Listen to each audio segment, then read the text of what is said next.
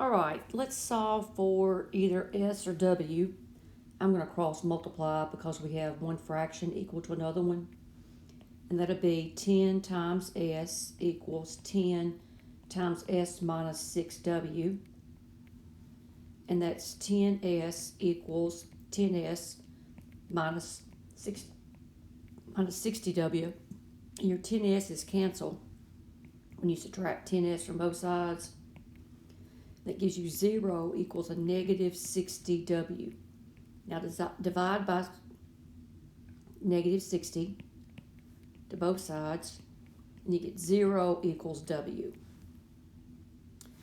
And now take that 0 for W and plug it back in. S over 10 equals S minus 6 times 0 over 10. And that's S over 10 equals S over 10. And that's an infinite number of solutions.